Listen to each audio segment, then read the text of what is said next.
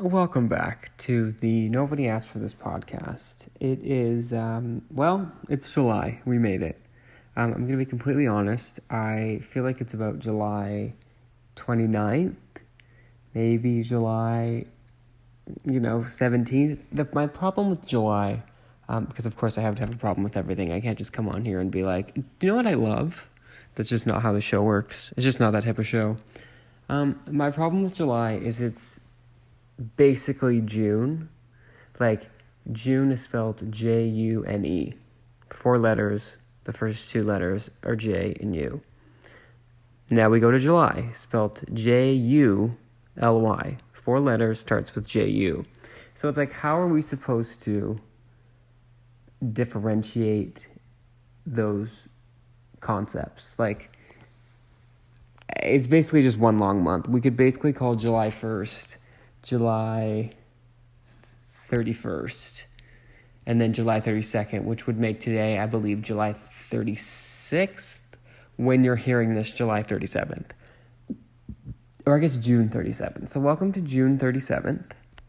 So welcome to July 37th. I really love how anytime in the first minute or two, I can find something that is the title of the episode, because that really, I'm going to be honest, is probably the most thinking I have to do when it comes up with this process. For anyone that wants to know, I can kind of do a whole overview if anyone wants to take some notes on how to make a podcast, or at least how I make a podcast. And I use the term podcast extremely loosely, if that's what you would call this.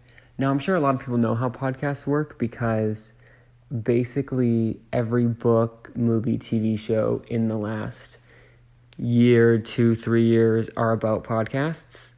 It's like either the person, the protagonist of the show is hosting a podcast, they're the subject of a podcast, and then, or they're like, it's like a true crime, something or other, which I've said this before, we really need to bring back fake crime. I think the true crime obsession is concerning. It needs to stop. I think it's great that people who, enjoyed true crime felt comfortable enough to say it and feel like they wouldn't be judged and found each other. I think that's beautiful, but I feel like it's really easy to forget that, like, the true part of true crime, like, what's wrong with fake crime? I think, and I've said this before, like, I really think I should rebrand this to a fake crime podcast, where I'm just talking about fictional cases where, the subjects don't actually have families that have to listen to this nonsense. Bring back fake crime. But what I was saying before I started talking about this was podcast. Yeah, so you want to know how I make a podcast. So every day about, I would say between 8 p.m., no, probably later. And by every day, I mean every Wednesday. This comes out on Thursday, so every Wednesday, usually like between 9:30 and 11 at night, I think, oh shoot, tomorrow's Thursday. If today's Wednesday, that means tomorrow's Thursday. Crap. I check the calendar to make sure that is accurate. And then I realize, oh yes, it still is. I have to do something. Now, I use the word have to. Have to is an illusion in this example. Have to, I do not have to do anything. No one listens to this. What a easy way to kind of slip in my weekly reminder that I truly understand that no one's listening to this. I'm not expecting listeners. I've seen the numbers. There are none. I say that every week. But just in case someone stumbles upon this by accident, I know it's more likely that people stumble upon this. I've noticed when the title is the title of something else that exists in the world. So, like, I had one episode called, like, the Filet-O-Fish. I have to be honest, that was my most listened to episode of all time at a total of 18 listeners. And I'm pretty sure by listeners, it means, like, 4 of them were me testing the audio, and then the others, what is that number? Well, the other 14 were people who thought they were watching, like, a Filet-O-Fish commercial, and then, exited out of the video or the podcast 3 to 4 seconds after they realized that I was not offering them a fast food, seafood menu, pescatarian option. But I will proceed. So basically, I realize it's Wednesday, and I think, okay, let me record. Now, how I record is through my phone, just on the voice notes app. If you think, oh, I want to start a podcast and I need fancy equipment, you really don't. You don't. Now, if you say, oh, I want to start a good podcast, you might. Or I want to start a podcast where people know what I'm saying. You might have to, do some investments. But I don't, and I really realize, I don't enunciate anyway. So if no one's going to hear me or understand what I'm saying, it might as well be in the cheaper version of the microphone, as opposed to me spending a bunch of money on fancier microphones, which I did do. When this podcast first started, and I was really I was thinking okay, in 2 months, I'm going to have recouped the cost of all of this. So let me just go for it. That didn't happen. We're almost 13 months in. Hasn't happened yet. That doesn't mean it won't. It just means it hasn't happened yet. So if you're like, why does this audio sound so bad? It's because it's my phone. My cracked phone, by the way, that I cracked a year ago. Evidently enough, a year ago, on the same day that was to be the last day that I ever recorded into professional equipment, which was also the same day that I sat down to record and thought I had set everything up properly, but realized that I didn't actually attach the microphone properly into the computer. So I was speaking into a microphone, but I was not recording into one.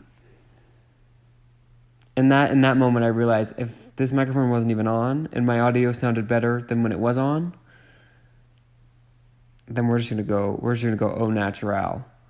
And that's what we're doing. So basically, if you want to start a podcast, put no money into it. That would be my number one piece of advice. No money till you start making money.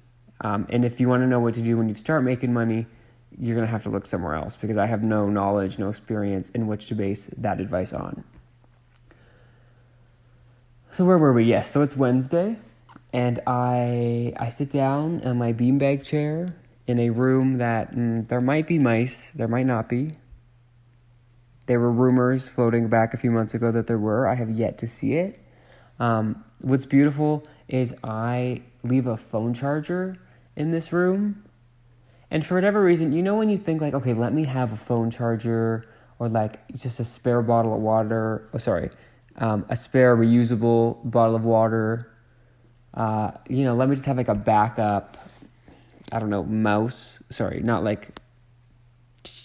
mouse, the thing that you look on the computer or whatever. You think, let me have a backup, and then the second your main one doesn't work, you come running to that drawer and then you pull it out, and it's almost like that didn't exist, because then there's no longer a backup. It's the main one. For whatever reason, when I leave this room and then go about the rest of my week, the other 23 hours and 6 days of my week, I forget that it exists, which is really nice, because there's a couple weeks ago that I forgot my phone charger at a different location, in my other house, with my other cars, and I didn't even think to come down here, but thank goodness I didn't, because what would have happened, I promise you, is I would have come down here, took my phone charger, started using this one as my main phone charger, and then would have come down here one day with a dead phone thinking I have a phone charger, and then realized that I didn't have it. So, thank God for me. I'm kind of smart. So yes, I record. I don't make any notes. I don't think. Throughout the week, I will think oh, that'd be so cool, I should talk about this. Or I'll hear something on the news. Or just something that I'm oh, that'd be a fun, concept to talk about. So I by no means plan these episodes, if you hadn't noticed. I sit down and click record, and whatever comes to the surface. Now, what I should do is, whenever I have those thoughts, like I was saying, of, oh, this would be a good thing to talk about, it would probably be a good idea to write those thoughts down, but I don't. And kind of my philosophy on that is if it's actually a good thought, if it's something worth remembering, I'll remember it. If this is something I'm supposed to speak to the world, those 18 listeners, then it'll come out. and nothing as of yet. And I'm going to be really honest. I'm going to get really descriptive. Normally, as I'm doing this, I check down at the timestamp, and it's at like, 12 minutes or whatever, 15 minutes. I'm like, wow, that was so fast. Today, I just had right now the opposite experience. I looked down and I said, that's it. We're only at 10 minutes and 25 seconds. Rip.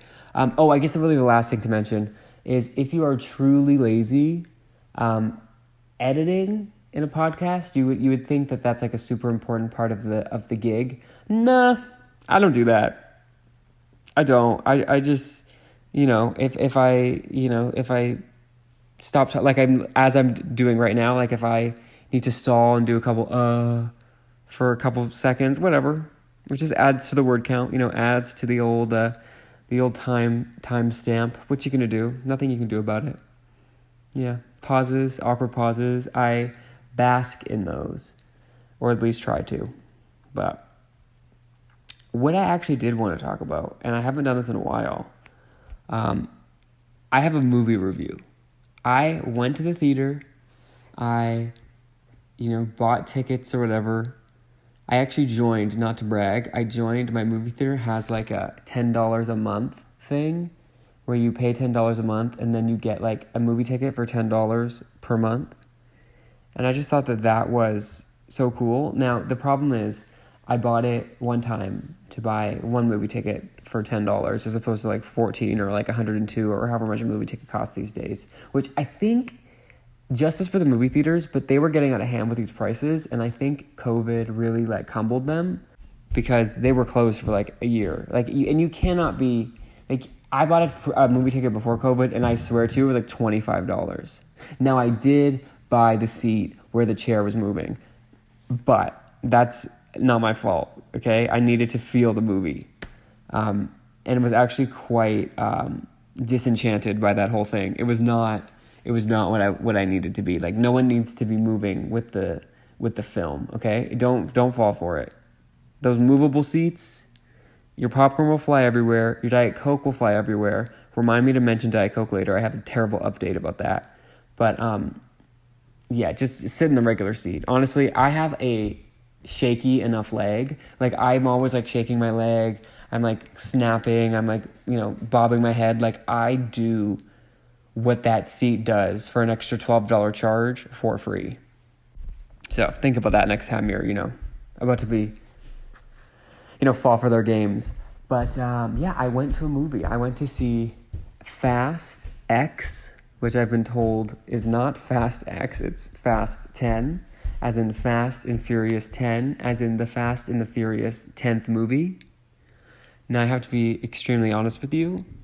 My understanding, my brief kind of basic understanding would be that if there's a movie called blank 10, that would usually mean that there were 9 that happened before. And I had only seen one Fast and the Furious film, FFF.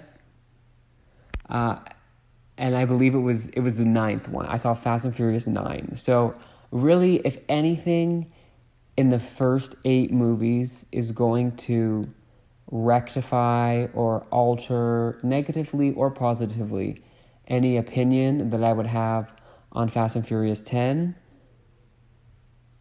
you know what? That's not my problem, okay? They cannot expect every person in the movie who's going to buy a ticket to your movie that is going to have seen 8 films before that, 9 films before that. That's just ridiculous. At a certain point, these sequels, it's just like too much. They need to do, okay, this is what makes no sense to me, right? If I turn on an episode of Grey's Anatomy, okay, which I've done from time to time, I've been known to do, they're going to tell me, they're going to say previously on Grey's Anatomy, and they're showing me stuff from, I don't know, stuff that came on 7 days ago, like literally like last week, like the previous Thursday. And then of course they can go into deeper episodes and like they can show you stuff that happened a year, 2 seasons ago, whatever. But they're reminding you of stuff that happened very, very recently. I walked into Fast and Furious 10 and there was no mention of anything that happened in, I don't know, the past 9 movies that spanned over probably 15 years. Like, there was no, like, oh, and that's what you missed on Fast and Furious, you know? Like, help me out here. Like, I bought a ticket to your movie, okay? So that was my first, like, they could have done better. First critique, strike one. Now, what I did enjoy, and again, I did see the previous Fast and the Furious film. I believe it was called Fast 9. I think they've shortened their titles it's just called Fast now. It's Fast and then whatever number we're on. Which I feel like 10 movies, like that's a lot of movie. That's like 20 something hours of footage. Like, that can't be eco-friendly. Like, we're wasting so many rolls of film. Anyway, I have to be honest, I don't think anything from Fast and the Furious 9 came into play, or like I needed to know, which, okay, that's a point in the positive, because again, at this point, you can't expect everyone to have seen all 9 of your films. Okay, like, that's a bit much. I think half the audience, like, was not even alive when the first one came out. I might not have even been alive when the first one came out. Who knows? What I did enjoy, maybe not for the reasons that I was supposed to, is there was like 2 or 3 like barbecue scenes. I love a barbecue, or anytime there's like a dinner or something. I like watching it, but then I forget I'm watching a movie because I'm too busy looking at the food, like looking at like, oh, that's like, oh, they're using that hot sauce, or oh, what brand of ketchup is that? Oh, and I'm like looking in the background. And then I love noticing like what labels are out and what labels they've either ripped off or like have, you know, hiding behind something, like who's paying to have their product in the movie. So from my understanding, Pepsi, you did pay Fast and the Furious to put your product in. Heinz ketchup, you did not pay. Tabasco, somewhere in the middle, because like the font's kind of small. Like maybe they either paid less than Pepsi or more than Heinz ketchup. Somewhere in the middle. So that I didn't mind. My biggest problem with the movie is, could I tell you what the storyline was? No. Could I tell you all these like random characters that kept popping up, you know, 2.5 hours in? Like every half an hour there was like another character that, judging by the reactions of the other people in the theater, were a big deal, and I was supposed to care about and know and like be like, oh, finally they're back. No, I didn't know these people. They could have like maybe again thrown up like a baseball card, or like even on reality shows, they'll tell you like, I'll be watching 90 Day Fiance, and then all of a sudden one of the 90 Day Fiancés is like seeking advice from a friend, and it'll put like at the bottom like Lorianne, you know, Abby's friend. Like it'll tell us. I'm like, okay, that's Abby's friend. Like, okay, like, you know what I mean? Like, we need context here, people. Context. My other problem with the movie was I've known people who get into light fender benders, and they're at the chiropractor every week for 6 months. These characters in this film were, like, flying off of cliffs.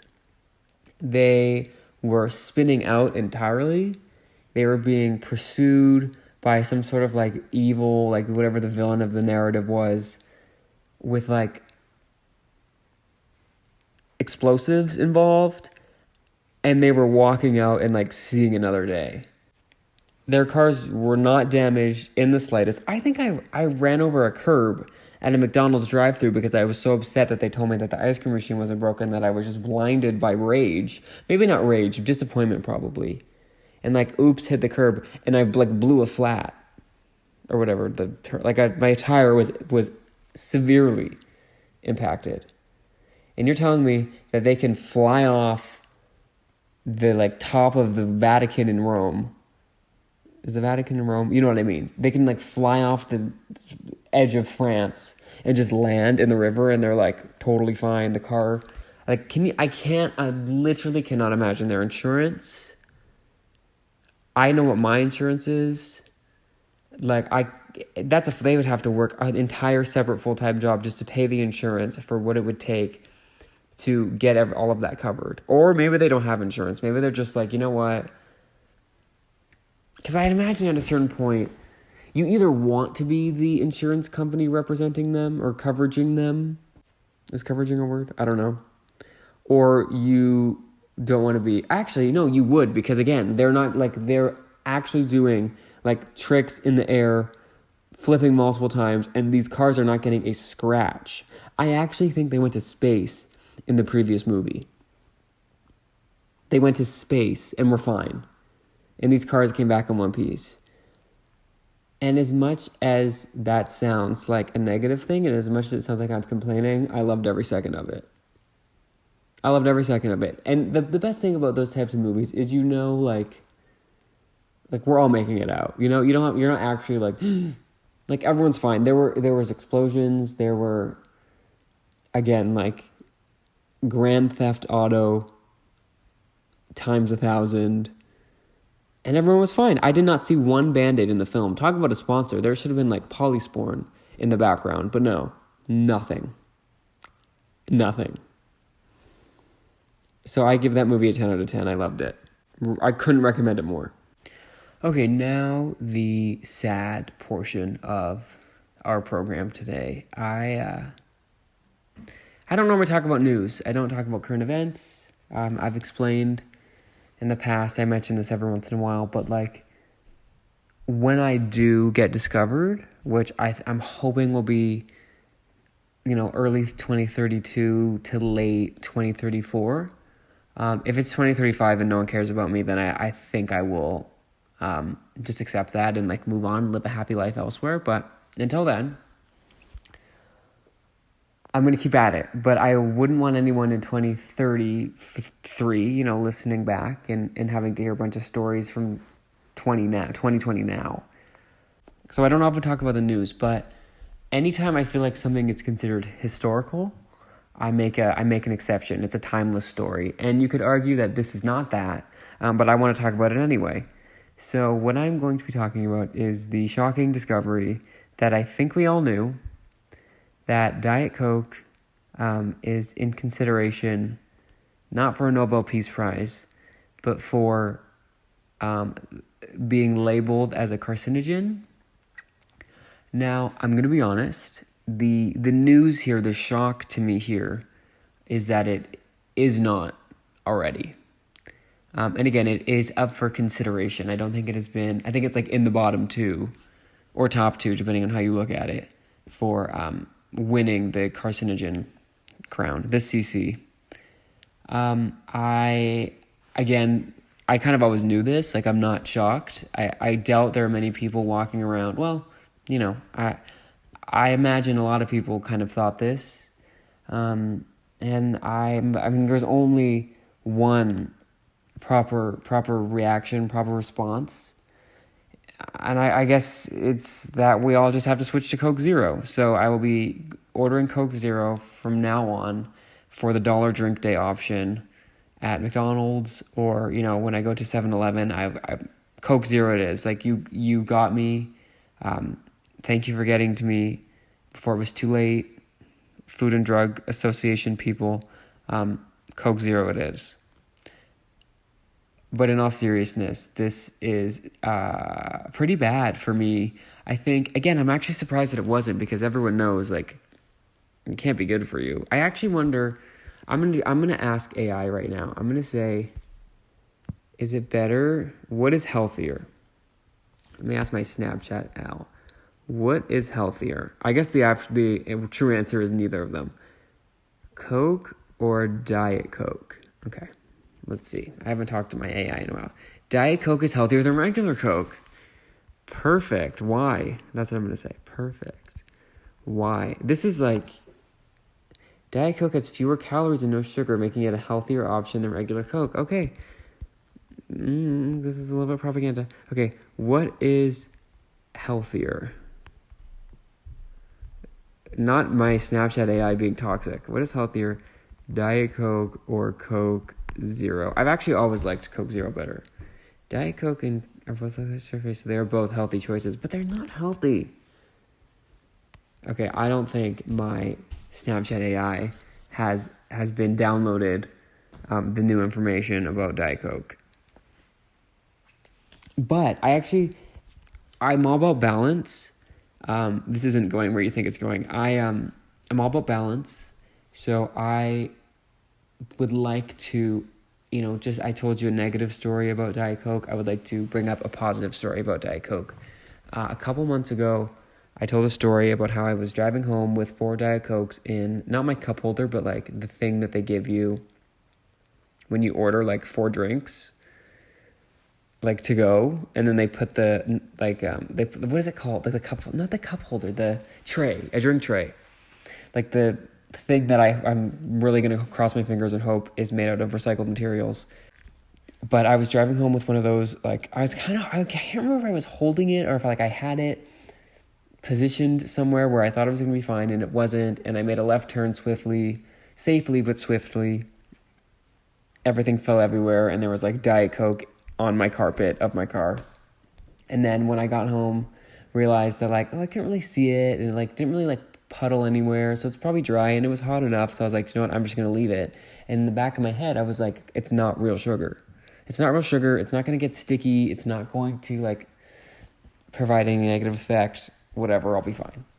And I was fine for a few weeks until I got into my car one day, and there was such a bad smell that I didn't know what to do. I literally did not know what to do. So I unrolled the window and just crossed my fingers that it would leave.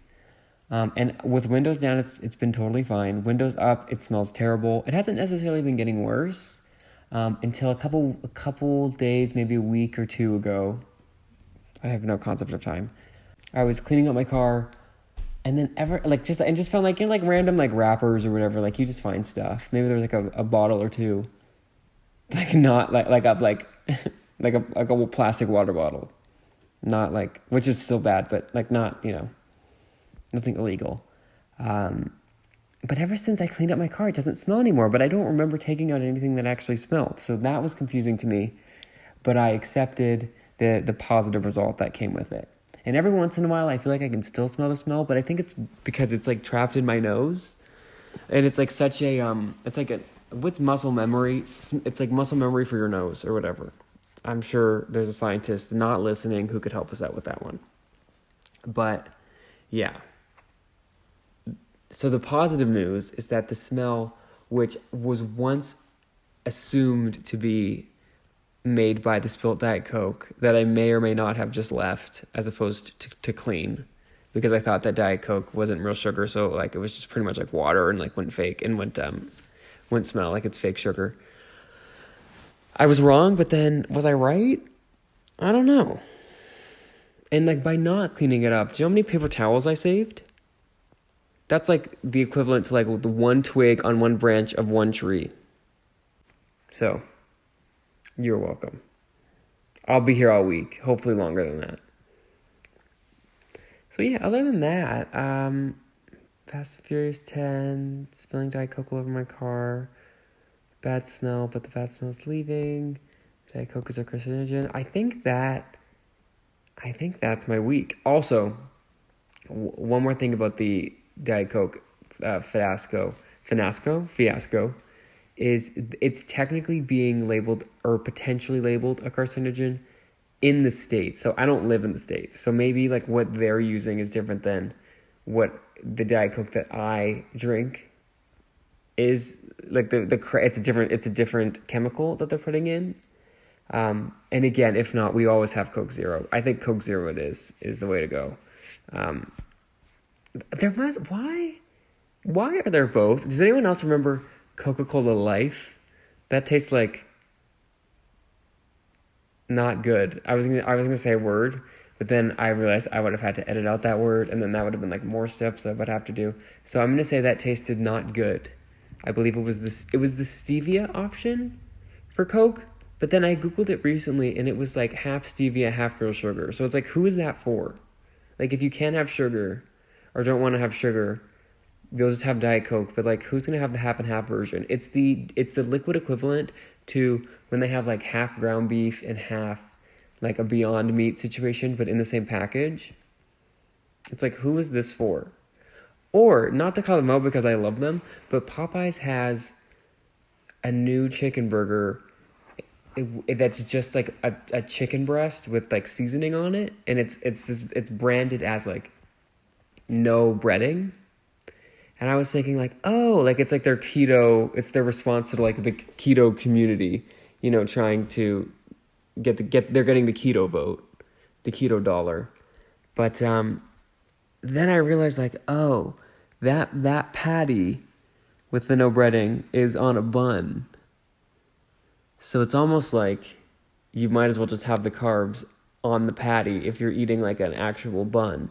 That didn't make sense to me.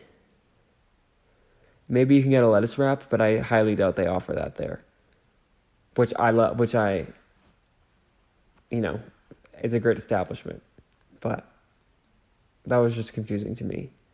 Which, if this podcast is nothing else, it is me just listing things in which I find confusing. So, that's all I can tell you. I really appreciate anyone who listened to this, like truly. I have a sneaking suspicion no one will ever listen to this, especially this part. Like, again, I think it's likelier that someone listens to the first 2 or 3 seconds and then clicks off, realizing they clicked the wrong video. But I mean, who's listening to the 31st minute, 20th second, you know? So, anyway, I hope everyone has a great week. We are not going into a long weekend. I think that was last week, but honestly, just call in sick, make it a long weekend. You can take a day off, okay? Monday, just, you know, ouch, my throat hurts. I won't be doing that, but you can. And yeah, so I will, you will hear me next week. Kid, you know what? We're kind of close to the 32-minute mark, so I'm just going to wait, and there we go. Goodbye.